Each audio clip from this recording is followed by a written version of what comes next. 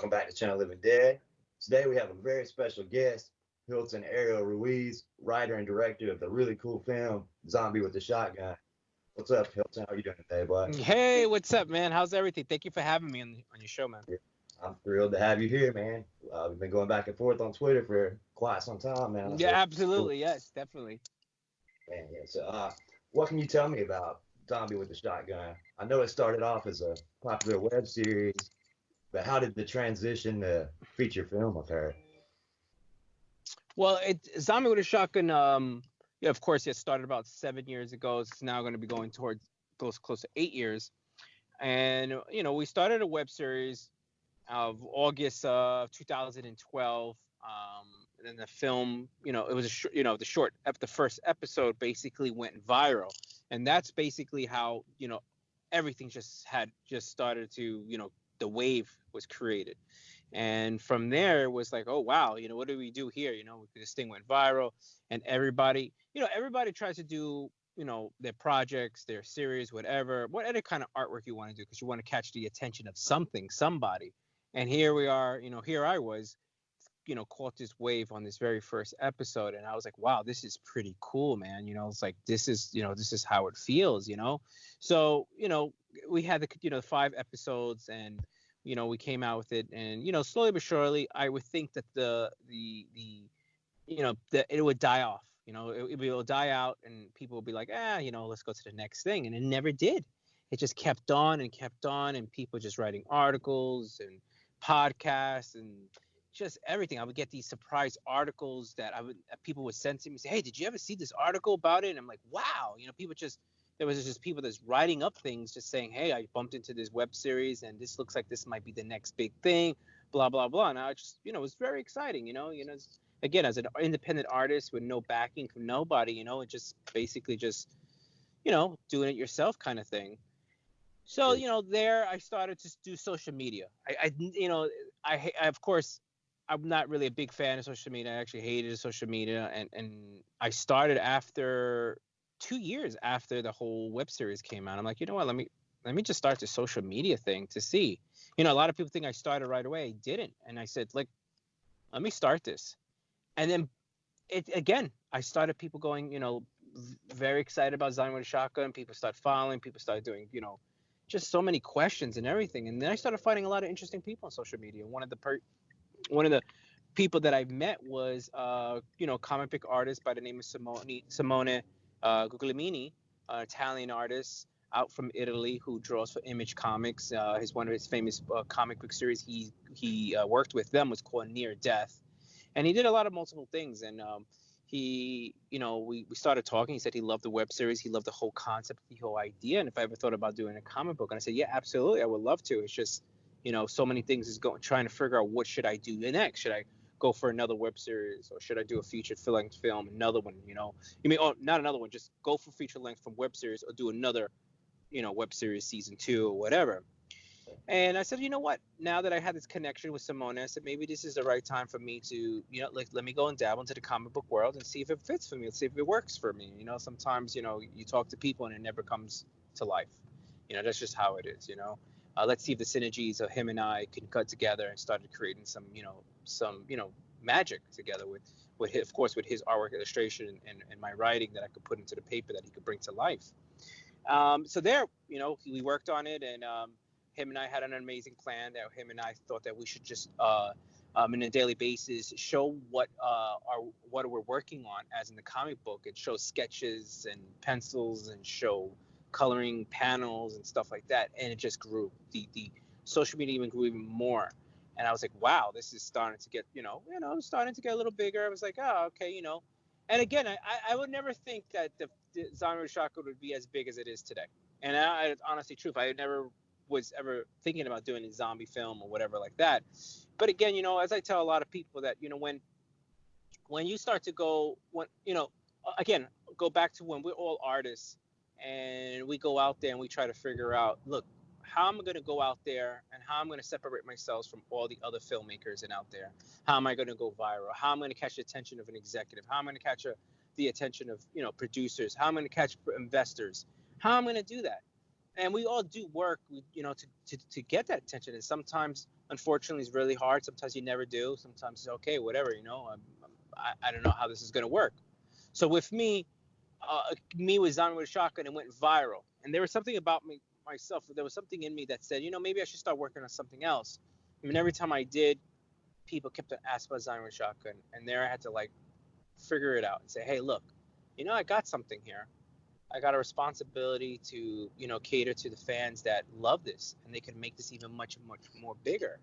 And I said, I think the next step would be the feature. Let's do the feature. And I went around asking a lot of producers, and I would tell you, I spoke to mostly all of them, horror producers. It was very difficult. It wasn't easy, and it wasn't. And here I am with a great artist attached to make this amazing comic book. I have 5 episodes. I have probably like, I don't know, over 100 interviews, podcasts, articles, everywhere. And no, and it comes down to I would call it like the zombie prejudice. There's too many zombie films out there. I don't want to bring it, and I get it. I understood that. I definitely understood that whole thing about, oh, here we go. We're going to do another zombie film. So I totally understood that. And, I'm not going to be mad at that, because maybe if I wasn't, if I was on the other side, I might have think the same thing. So it was very hard for me to pick out a pitch, it had to be in an amazing pitch. But, it was hard. It was zombies. How much zombies? Walking Dead was at its height. It was #1 everywhere. And it's like, no, whatever. So there I go, trying to figure it out. And again, you meet interesting people on social media. And then I bumped into a great actor named Kyle Hester. And Kyle Hester and I started talking social media and say, hey, I'll help you. I'll help you come in and produce the film, be in the film, and help you try to just to get this social media campaign going on. And boom, there you go. We started 2016, the beginning of 2016. We was able to raise enough funds. It's never enough, but enough funds to say, okay, you know what, let's do it. This is it. I said it was enough of waiting around, of the fans trying to say, hey, where is it? It's never going to happen. So August of 2016, we shot Zombie with a Shotgun in New York City. We shot about like 2 weeks or whatever. And then we, unfortunately, we did run out of money. And we did a couple other campaigns to, raise for each scene or whatever we wanted to do. And it took about 3 years to come out, and it was a lot of work. It was a lot of work. And again, it has to do with money and timing, and, all that stuff and everything like that. And eventually we did get it out. In April, we had a private screening with the crew and cast members. They got to see it. It was a wonderful experience. I was able to show these guys and be able to say, hey, this is you. This is the hard work you guys put into. Thank you so much. And then right there, from after the screening, it was actually really good, because we could see a little bit of the mistakes that we had there and everything. So we went back, fixed it a little bit more, and released it. And we strategized it to release it around Halloween or November. And it worked out to November, I think 27th, we released Zombie with a Shotgun finally to the fans, and the indie community was so supportive and welcomed the film. But it's an amazing experience. People like it. People are enjoying it, and it's there. And now it's just, what is the next step we're gonna do now? Here is Zombie with a Shotgun. It's doing well. The fans love it. People love it. Strangers love it. Not everyone's gonna love it, of course, because not every film is for everybody. But anything. But the majority of people are definitely appreciating it, especially just a big support from the indie horror community or the indie film community that came on and understands what it is to make a film from scratch, basically. With no help, just the people that you the individuals that when you raise the funds that we had, it was just amazing how people helped out. And again, we're right now in the situation. It's about to be this weekend. It's going to be 2 months the movie's released, and it's just, again, it's getting a lot of attention. And around May, we're gonna. Right now, it's in 68 countries. Of course, it's Amazon Prime. In the next week or two, we're gonna have it on Tubi, Google Play, and et cetera, et cetera. It's gonna start. It's gonna be like a domino effect of other streaming services. And around May, we're gonna bring it to the Cannes convention and have it sold probably, most likely, over another 100 territories worldwide, where we would have the film captioned in Spanish and French and any other language that sees interest in the film. So that's where we're at right now. Dude, that is amazing. Going back to the comic for a second, man. I haven't actually seen a physical copy, but I've seen a whole bunch about it on social media, Yeah. and the art's incredible, man. Like it's a Eh, super yeah. good comic. It's amazing. I'll go back and a little bit, just to sum it up a little bit. Simona was amazing. Simona basically taught me about the comic business. He basically brought me into his arms and said, "Hey, I'm going to teach you about the comic business. I'm going to talk to you about it, what's it all about, how's the publishing, how's the distributors, where to go, how to go about it." And it's amazing because he's all the way in Italy. I'm here in New York City, and we're having this conversation basically on email and text messages and stuff like that. And once in a while, we'll get on the phone and talk. And it was such a great experience that him and Simone, basically, taught me very well that basically he let me go. I basically could go on my own now if I really wanted to do my own comic book series and stuff like that because of the amazing the teacher he was. So he did the first episode, which was was beautiful. It's 5 issues altogether. 5 issues, and 2 combo comics. So we have Simona came in the first one. Again, he kind of came in, mentored the whole project, and then he brought in a local New York artist that he also worked with by the name of Ian Miller. And Ian Miller did 2nd, 3rd, 4th, and 5th issue. And so we decided to okay, let's combine 1st and 2 issues, and Simona did the amazing cover for the 1st and 2 combo comic. Then we decided to go 3 and 4th put together, and Simona came again, lent his amazing talents, and created the combo 3 and 4 issue. So the next step, obviously, is going to put all 5 comics together, and it's going to be over 100 pages of Zombie with Shotgun officially graphic novel. So that's what we're looking at, and that's basically a little bit of the sum. We definitely have a lot of other. Frederick came in, Matson, hope I pronounced the last name, from Sweden. He came into the coloring and did a lot of the penciling, and Dale came in, also did a lot of the coloring and lettering and coloring. I hope I'm not forgetting anybody of the team of who came in and help out on Zombie with a Shotgun comic series. But it's amazing because I even look back at it and I'm like, wow, we there was no time wasted.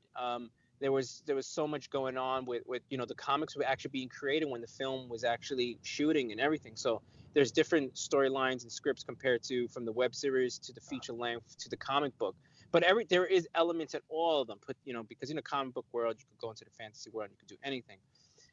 But like I said, there are elements in the comic that are in the film that when you see the comic book and everything like that. But I'm excited to get this huge graphic novel, all 5 issues all put together, and I think people really will go out and look at it and everything like that. But that's a little bit of how the Zombie Shotgun comic book came together. A lot of it also, Simona reading the script thought it was different, not your typical zombie film, and that was key. He said he wanted to read the script. He wanted to see what was it about, what was it different. If it's a different, was it good enough and different where he would like to come on board, and he did. Yeah, that was I was gonna ask you. You answered a couple already, but I was gonna say that I loved that Zombie with the Shotgun did something different with the genre, and I thought that the main character being stuck in like a transition state was brilliant. You know what I mean? Like how did you come about this idea? Well, when doing the web series, I wanted to as a filmmaker that like that loves horror and everything like that, and a lot of, I would say a lot of filmmakers that love horror and dabble into horror always wanted to give their own interpretation of the zombie genre. And my interpretation was like, why do we always gotta run from the zombie? Let's have the zombie's point of view running away from the humans. And I wanted to basically show that it's this guy is sick. Why are we going to kill a sick guy for? Why are we not going to help him? And then everybody think about that. You know what I mean? So let's just, even especially in the beginning of the stages, and so obviously I don't want to give too much of the film, but obviously it's a different world of a zombie virus where the government has a lot of controls at the point of where the film is at, and in the world that I've created and everything like that. And basically that's what it was. I wanted to do a point of view of a zombie and tell his story, and not the story of the surviving humans running away from the zombies. And I just wanted to do that. I wanted to just to get into the head of this guy who's about to become a zombie. I've been a zombie zombie fan since I was 5. I saw Thriller for the first time, and I'm even kind of tired of the oversaturation of zombies, but I just love the whole twist you put on it. Like I want to ask Yep. you about the animated scene, man. That was a super nice touch, and I thought it was well executed. How did that come to be, and what can you tell us about that? Yeah. Well, so when the film was finished, I had basically like a rough cut of the film, and I'm looking at the film, and I'm like, I like the film, but I just feel like there should be. I want to separate. I mean, we got a very small, low, you want to call it ultra low indie zombie horror film in my hands, and I'm here right here, right, and I'm like, okay, now how can I separate myself from the other ultra low indie horror B films, whatever you want to call it, whatever you want to categorize it. So it's like, how do I separate myself? I kind of already did, because the title already speak. It's very flashy, because the title has this very like splashy feel to it. It's, like it's funny, it's quirky, it's cool, it's awesome. It's like, oh shit, that's hot, that's wow, I love that night. Everybody has a different reaction to the title. And even if you don't like zombies, you're like, oh man, that's a pretty Right. dope title. And so I said to myself, but I want to separate myself, to it. I want to. Well, how can I separate myself from the other ones? How can I give the zombie a treat? And going back, younger days, I really appreciate MTV's Liquid Television. Yeah. And one of the episodes on or those episodic series that was running on those Liquid Television MTV was Stick Figure Theater. That gentleman who created that series was called Robin Steele, and one of the animation things was he recreated Night of the Living Dead on stick figures, Oh, and it's awesome. You could even Google it. You could Google Robin Steele, Night of the Living Dead stick figure theater, and it's so unbelievable. And I remember that. That was like, oh my god, that's so awesome. And I said, I wanted to do something different. I said, I wanted to put stick figures on my zombie film. It worked. It's a low budget a film, and we put stick figures on it. I think it would be so dope. It would be so different, and I thought it was just so cool. So I reached out. I said, hey, look, I don't have a lot of money, but hey, one thing that I've learned, you'll be surprised. If you go talk to somebody, and I've spoken to somebody on another podcast, and a lot of stuff is like synergy and energy that you create, and you believe in your project, yep. and talking to the person over the phone to show how you believe in your project so much. They'd be like, damn, you believe in it so much, you made me believe it. Yeah, you're damn right, I'm gonna do this. I'm gonna work on it. So here I am, this guy. I'm a nobody. Let me reach out to this guy. Get on the phone, and he said, what, I saw what you sent me. Tell me a little bit about it. And it's just how I'm talking to you. I say, hey, look, I got this project called Design with a Shotgun, and it's been getting a lot of traction, blah blah blah blah. And then I just started pouring out my my heart out.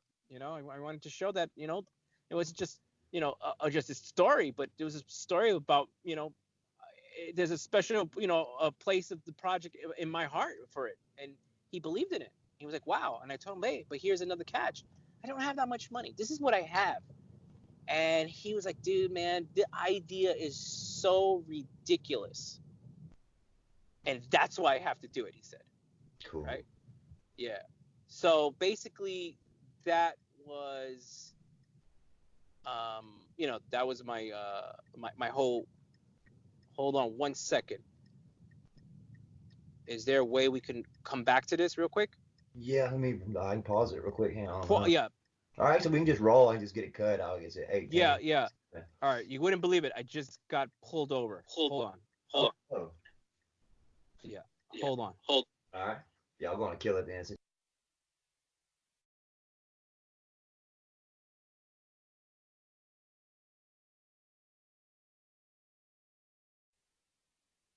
Kenny, I'm so sorry. I got pulled over. I got a summons, but oh well. It's part of life. I'm not sure where we left off, but yeah, you could continue by asking me a new question. Oh, we were talking about just the zombie genre earlier. I was gonna say, I'm an enormous zombie fan, especially the films of Romero and Fulci. As a zombie filmmaker yourself, what are your thoughts on these two legends? Well, listen, they're basically the forerunners of this genre.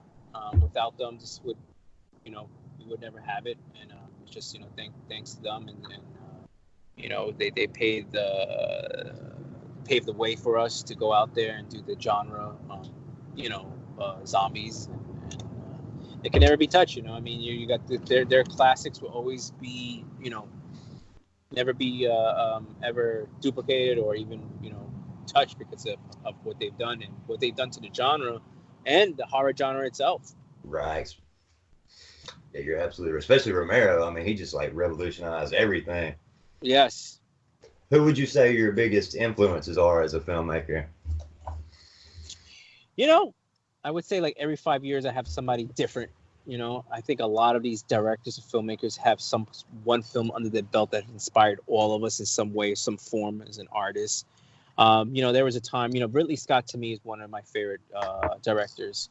But again, you start to think like, oh, wait a minute, what about freaking, a person such as Christopher Nolan, and you have Martin Scorsese, they got that one film, that signature film. He's like, damn, I don't know if they could beat that film or whatever. But I would say growing up, the biggest inspirations to me definitely was like Ridley Scott, Blade Runner is one of my favorite films. Legend, I loved, those projects. And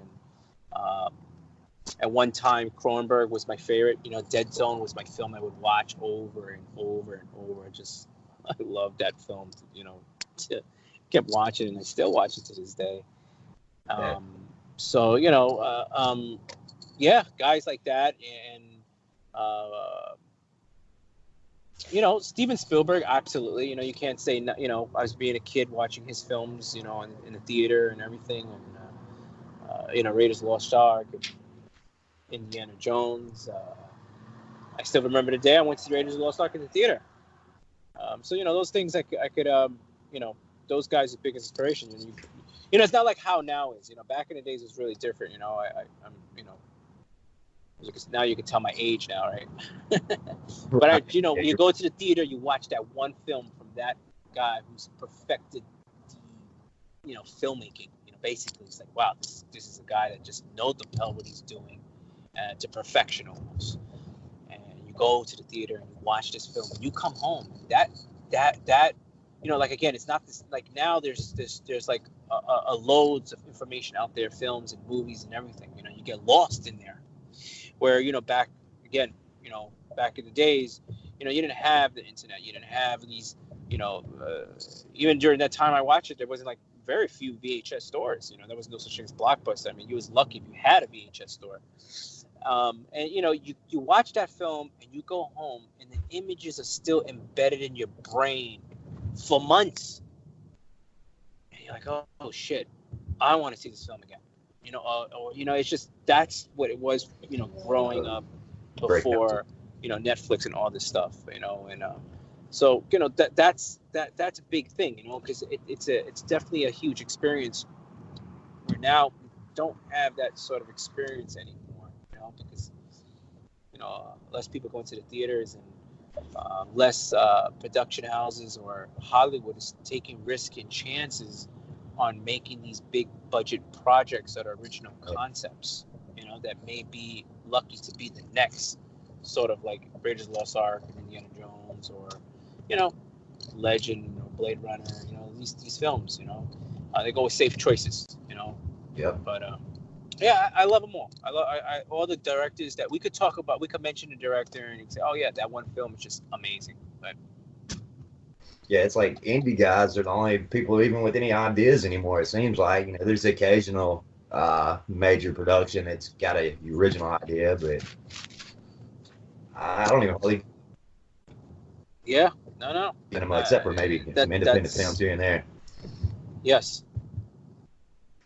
So I interviewed Kyle Hester last night, and I asked him if he had any interesting stories about filming Zombie with the Shotgun. Is there anything crazy that stands out in your mind from the whole process?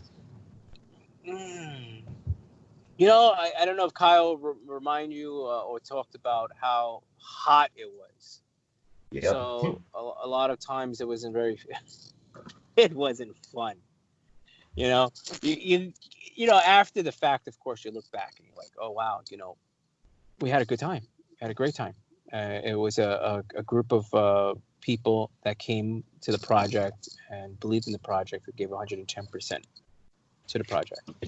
But great moments, I mean, we were, I mean, there was, off and on every day we would have like cool moments and stuff like that. I just think that the whole experience of just, being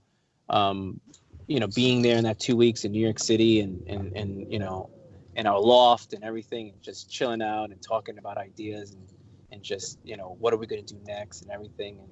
And that you can't beat that. It was just, right top of my head right now, I can't really remember a memorable moment. I mean, I'm pretty sure maybe Kyle brought something up. I just don't remember right now. But again, though, that to me was just priceless. Just being in the same room with Kyle and my other producer Kirk and myself and my DPs like Landry and my assistants, and just talking about movies and ideas and shots.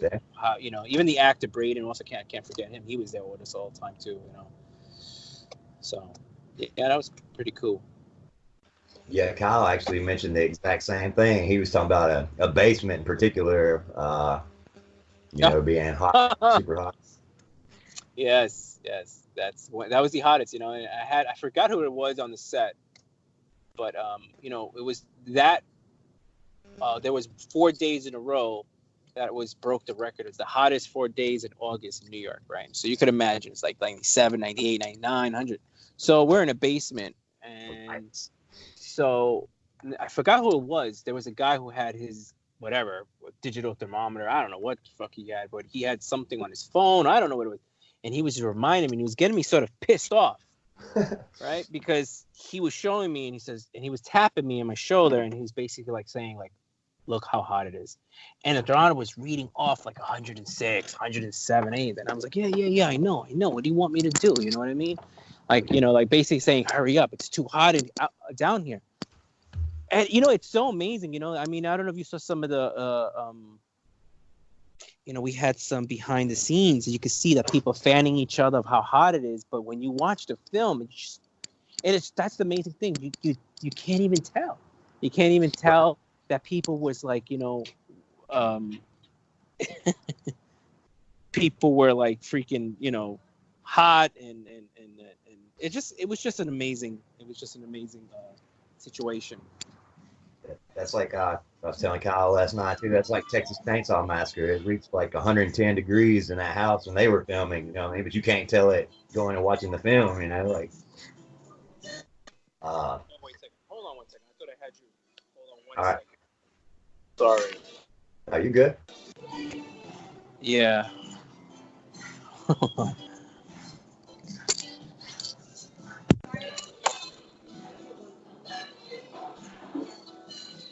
You hear me better? Yeah, I can hear you much better now. Yeah. So sorry, I had to walk in to drop something off, and hold on one second. You're gonna be cutting some of this stuff, right? Yeah, I'm gonna have to get somebody to do it. I'm terrible at editor, but yeah. That's okay. That's all right. 8 minutes down, 9 minutes. Okay. All right. You ready? Say it again. I was just writing down about where the timestamp was, so I know where to cut it out at. All right, you ready to go back? Yes, I am. Okay, cool. All right, go. Do you have plans on making any other horror films, or do you think you'll go in another direction with your next project? Well, definitely, absolutely. There's so many things now since the zombie's out, and Kyle and I have been talking almost on a daily basis, and Kyle and I have been talking about, hey, look, people has been asking, both of us, hey, are you guys gonna do a sequel? It's so funny, you just came through this whole like sort of like circus of 3 years of trying to figure out how to release this film and if this film is ever going to be released. And then the questions come out, hey, when are you going to do the sequel? It's like, are you kidding me? You know what I mean? And, but, Kyle and I are thinking would be the right time to go out and we want to give it a couple months. This Sunday I think it is will be actually 2 months the film has been released to the public on Amazon.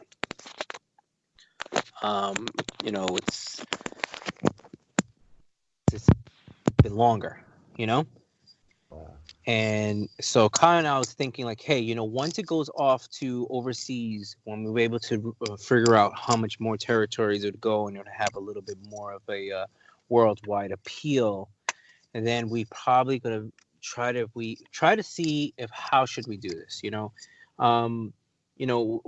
we may get some other interest from another party. There are people that are interested, but that's just like everything else. There were so many people that was interested in doing the first Zombie with a Shotgun, and it never came, never went together. Never came, together with where the investors come in and everything. You know how it is. Always falls apart, a lot of projects. Right. So the main question is, do we go back on a campaign? Do we really want to go back on a campaign for a sequel? And that's something that Kyle and I had to sit down and talk about. And there's other projects. There's interests of there's people that want me to come on board to help them. To have scripts and want me to go direct some projects. I'm not sure about that. But there is one particular project that I may finish up doing. And I'm not sure if you know my other web series called 6666, 4 sixes. Have you heard of that web series I created? I've heard of it, but I've not seen it. Yes. So this is another interesting thing, another footnote that a lot of people don't know. When I started Zombie with a Shotgun 7 years ago, I started two horror web series. One was Zombie with a Shotgun, of course, and one was 6666.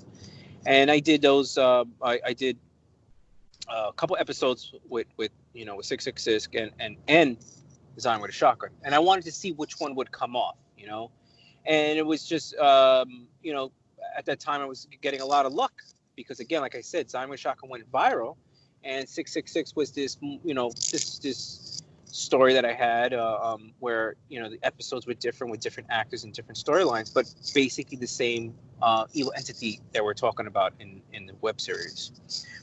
And I get a call, or more like an email, from one of Eli Roth's people that were interested in 666, and they asked me if I wanted to do original episode original content or on episode to open up their new Crypt Horror / Crypt TV website. So it was really exciting. I said, sure, hell yeah. I mean, I'd be the guy to open it up. That would be amazing, And so I went in and did original episode for them, 666, where it opened up their Crypt Horror, Crypt TV, production, whatever it is. And after that, hundreds and hundreds of films went under the Crypt Horror, umbrella of Eli Roth. And they eventually kept Crypt TV and shut down Crypt Horror. And there was 3 people that did original content for them, me and 2 other people, and they actually left that YouTube channel alone. And basically, you can, if you find it, you'll be able to see them. And we were the original guys that went on to do original content for Eli Roth's company, Crypt Horror / Crypt TV.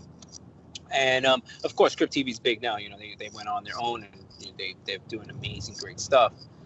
So there I have this series, and then we shot another episode, and the episode's never ever been seen.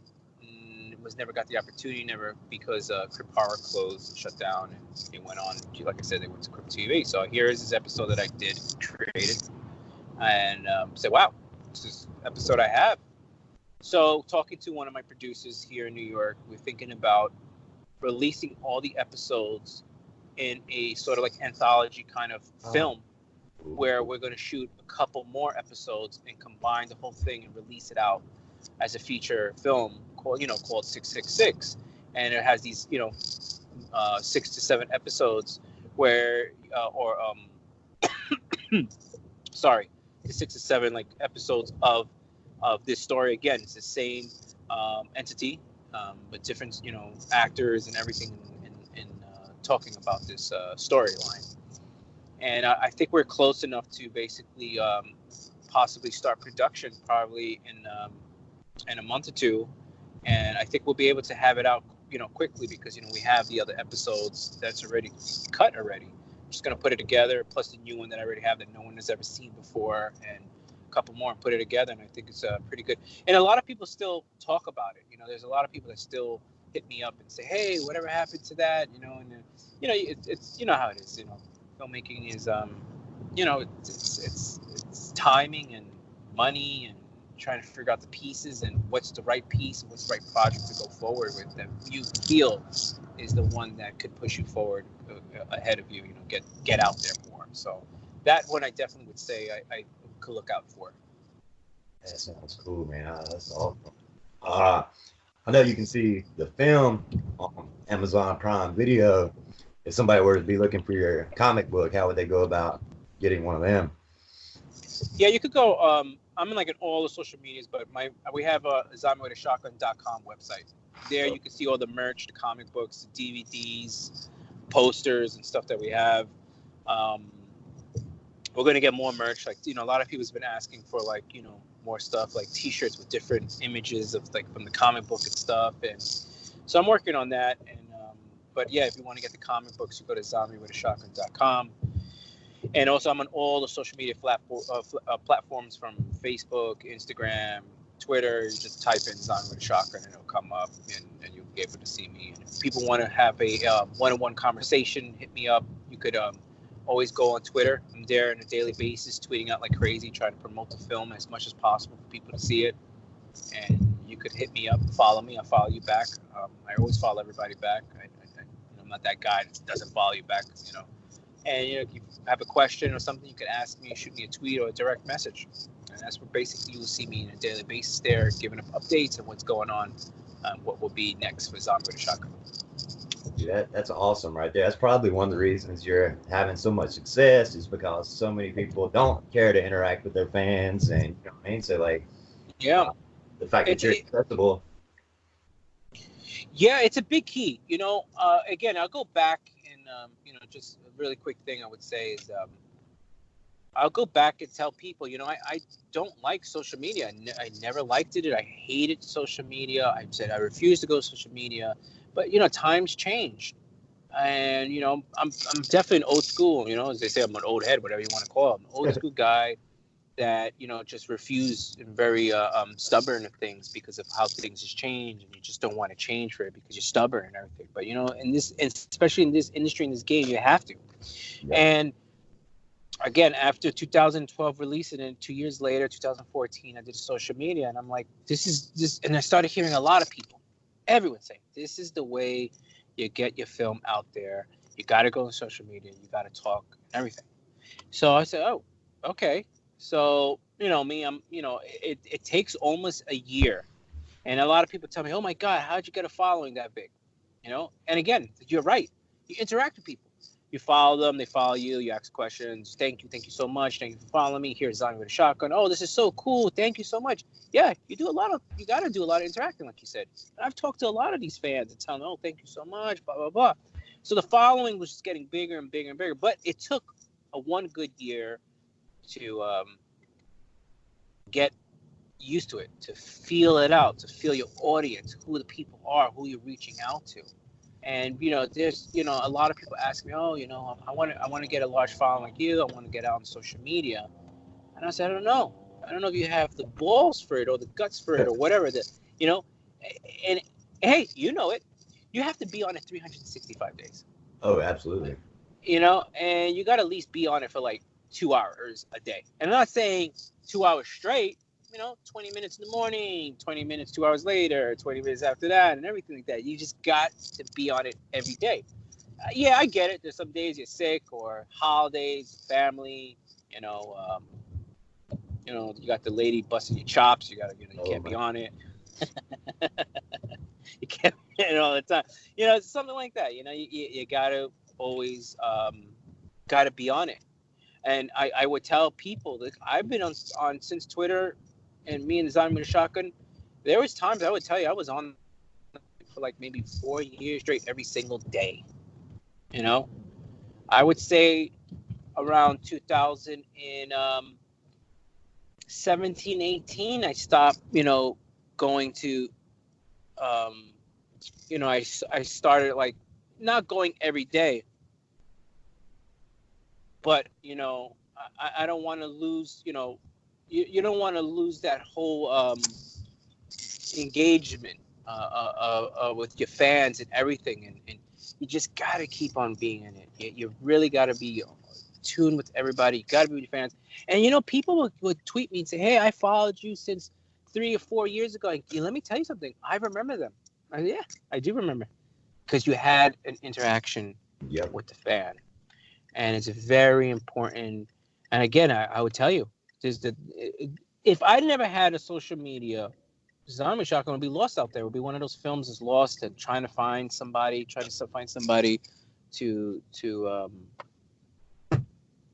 no, it'll be difficult, and I hear these stories. I have friends that's like, oh man, I just have my film out and nobody's watching it and everything like that. I say, hey, did you start a social media? You always start a social media when, like, once you think of the idea. That's what I tell people. Once you think the idea and this is going to be an idea, start all your social media platforms, start promoting, say, hey, this is an idea that I'm doing, blah, blah, blah. Show that you're writing it, developing it, pre-production, production, and you get everybody. But if you have a film and you just shot and finished and you started, you're going to get lost. You're not going to have an audience because this is our only tool for promotion.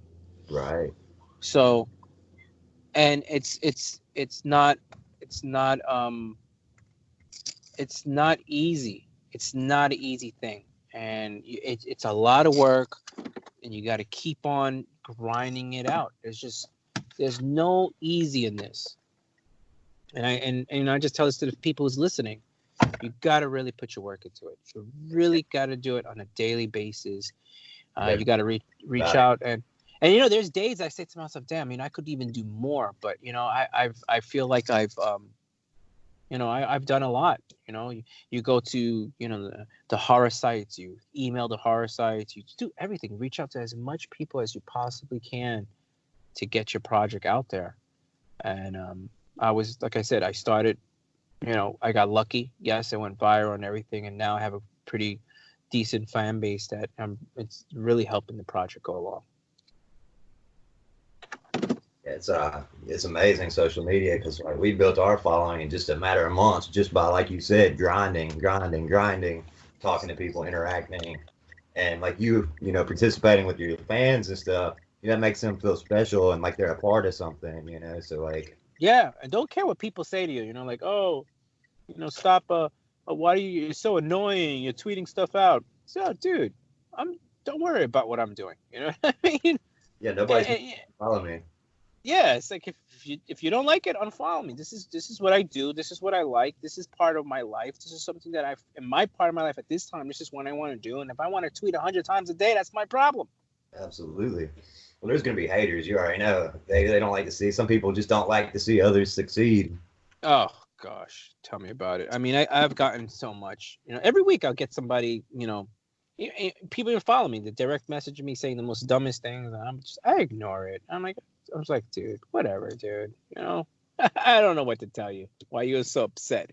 You took the time to write this long ass message to me.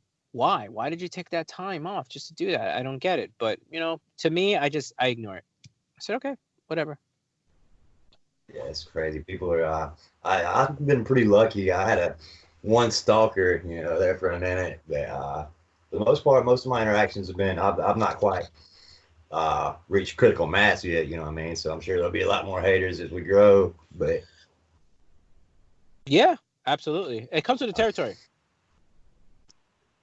I really enjoyed the beginning of the film. You know what I mean? Like I like the prosthetics, and what all can you tell us about that?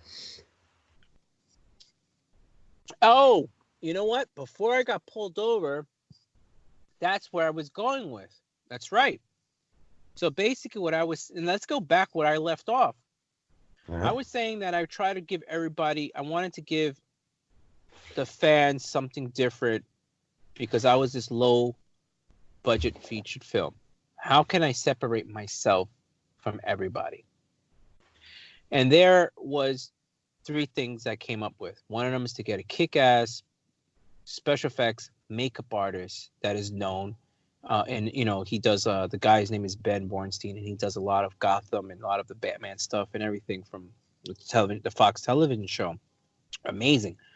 And I got him on for, to do all the makeup, and of course Robin Steele, who did the stick figure theater. And again, I was very lucky the fact that me telling him, hey, this is what I have, and him believing in me, and he went on and to create this, quick, not quick, it took a while, but there are short scenes in the film and everything. There's amazing animation scenes that's just unbelievable. And of course, me bringing my good friend who does this amazing aerial drone shots of Lower East Side, New York City. So when I went to him, I said, hey, I want I want us to go to these areas because these areas no one's ever seen. I don't want the typical New York City shots. I want the different types of shots that no one's ever seen in New York City. Like I said, in the Brooklyn Navy Yard with the zombie houses and the Lower East Side of Alphabet City. We took that area there that no one's ever seen.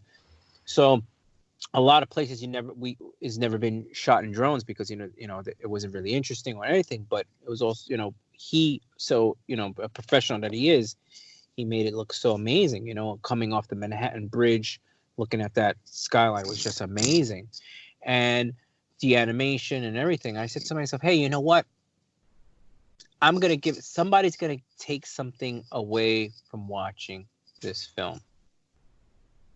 It's either gonna be the makeup, the film itself, the animation, the drone shots or something. But when you put it all together, it worked. And that's where, that's what I really wanted to do. I wanted to try to separate myself and try to bring these elements to the project to basically elevate the project to where, people can say, oh shit, hey, maybe you didn't like the film, but you like the animation. Hey, you didn't like the film, but you like the special effects kick-ass zombie with a shotgun. Maybe you like the drone shots. You're like, there's something that you're going to take away from the film some way, somehow. That's how I feel. So Ben Bornstein, again, was one of the key factors of that beginning opening shot. And of course, it comes to the end where you actually see the zombie with the shotgun. And that's something that took about like 6 or 7 hours when he came in. We talked about it over the phone where we had to order the pieces. We had to get the look that we wanted. So we ordered all the prosthetic pieces and everything, which they came through mail.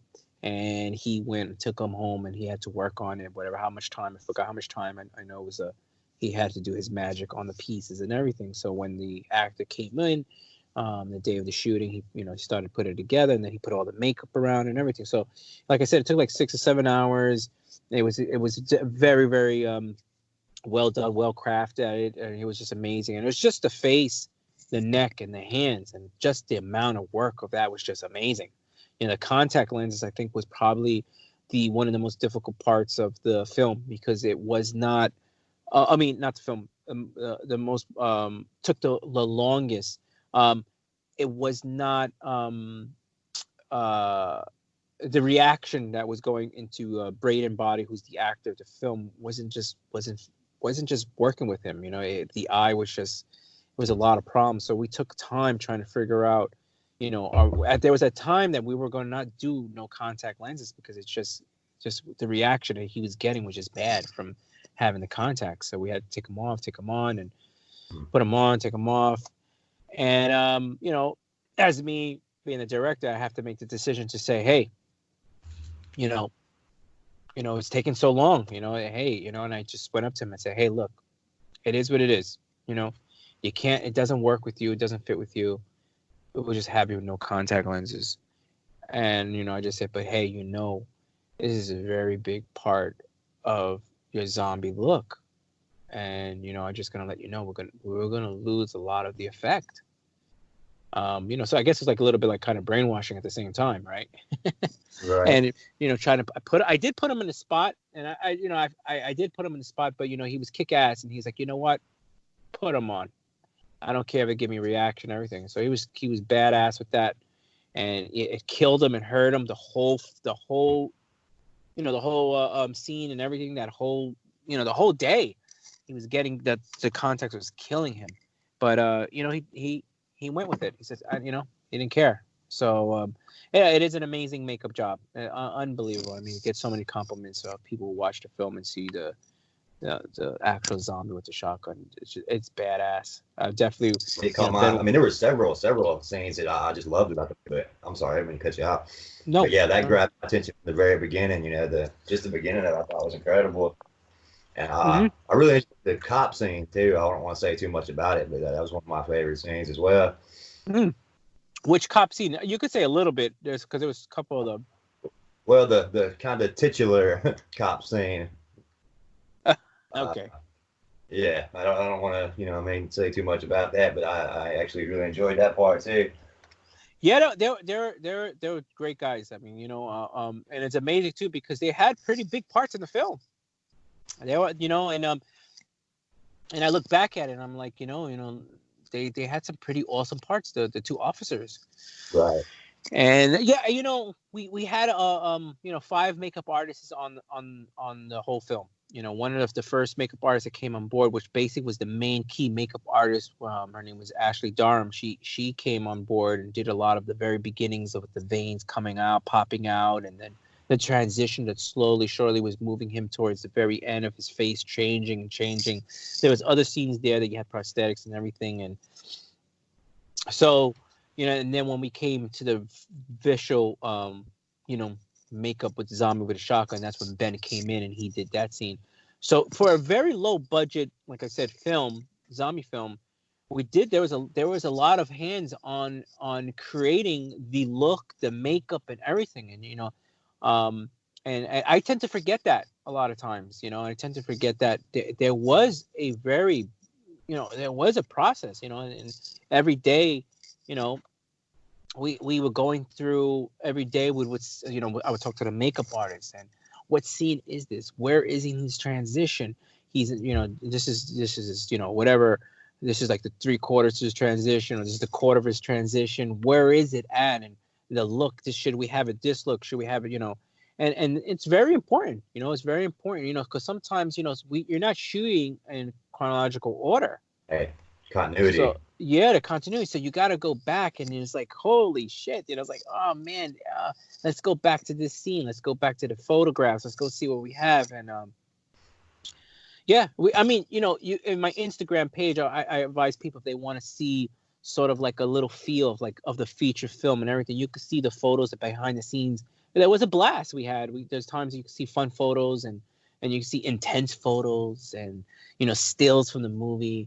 And we had a lot of good like photographs to kind of like show the process of the film and everything. And I'm really appreciative that I still sometimes you don't have time to record those moments through photographs, and we were lucky enough to have a lot of those moments captured. That's super cool, man. I didn't realize it. I knew it was a recent film, but I must have seen it like literally right as it came out. I'd somehow slept on it, and I actually ended up talking to Kyle on Twitter, and he told me about it, and I went and checked it out, and was really impressed with it. And me and Kyle ended up becoming friends.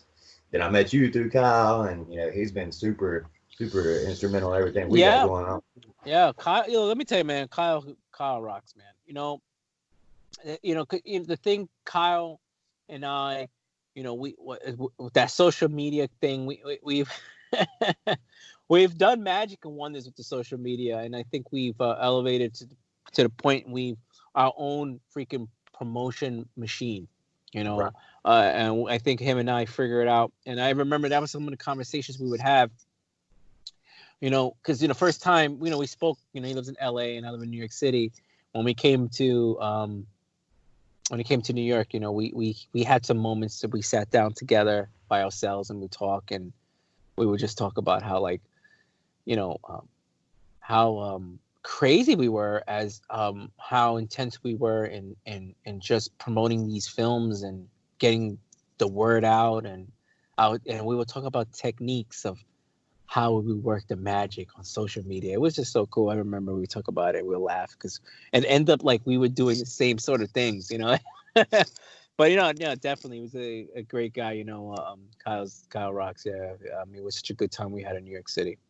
Yeah, I have the absolute utmost respect for Kyle, man. He's a great person, you know, like nothing but positive things. Like I've never heard like him even be upset or anything, you know, like he doesn't have nothing but support and encouragement, you know. Absolutely. Yep. Let's see what we got here. Well, anything you'd like to say to your fans before we wrap up? Well, I'd like to thank you. I'd like to thank you for giving me the opportunity to promote the film. Again, as being an indie artist, an independent artist, we rely on people like yourself, people who have podcasts and interviews or articles, reviews. We depend on people like that. It's a big community that supports us, and it's just unbelievable again how, and again I would love to thank everybody, the indie horror community, indie film community, whatever you want to call it. It's just an amazing. They again, doing the grind work out there. With Kyle and I promoting the film for years, and doing what we do best really paid off. And just to see people that you've been following you or for like a year or 2 years, 3 years or 4 years come out and say, "Damn, dude, I finally saw the film. I've been following you for so long." And I just want to thank everybody like that. I want to thank all the people that came on and just supported the film, and supported myself and supported Kyle and I, and to this, still going out. Like I said, it's not even 2 months. By the end of this weekend, it'll be 2 months, and I just want to thank everybody for that. And I also want to say, if you're just listening to the show and you never heard of Zombie Shotgun, maybe you just heard about it a couple of days, I would say go on Google, type in Zombie with a Shotgun, first episode. Watch that episode, and if you like it, it's about 4 minutes and change, maybe close to 5. And if you like that, I think you will like Zombie with a Shotgun. It gives the same sort of feel. It's the same lead actor. And, that's something you say, oh, this is a little bit different, yeah. And again, thank you so much. You guys, find me on all social media platforms, and I hope you guys can watch Zombie with a Shotgun, which is available on Amazon. If you have a Prime subscription, of course, it's it's free. You can watch it high def for $2.99, but if you want to watch it on standard def, it's 8 quarters, $2, $1.99. And that's it. Thank you so much. Dude, it's a complete pleasure to have you, man. Like I said, I've been talking to you for a while now, so it's really cool to actually be able to speak to you. We wish you the best of luck with your future projects, and would like to have you back on again, whenever you have something else you'd like to get out there. Absolutely. If you want me coming in, after. All right, well, ladies and gentlemen, I'm sorry, go ahead. Say again? Oh, I was just going to sign out real quick. I didn't know it. I thought I didn't want to cut you off there. All right, well, guys, this has been Hilton Ariel Ruiz, the man behind Zombie with the Shotgun. It's been super fun, and we learned a whole lot about the movie. Hopefully, a bunch of you guys will go check it out. Support Hilton and Kyle and all the guys behind this film. It's actually a totally unique take on the genre, and I personally recommend it. I did a YouTube video on it right after it came out, so definitely encourage you guys to check it out. So I guess we'll talk to you again, Hilton, man. I look forward to it. Thank you so much. Definitely. Likewise. All right, for Channel Living Dead, this is Kenny, and we'll see you guys next time. Let me kill this real quick. Dude, that was awesome.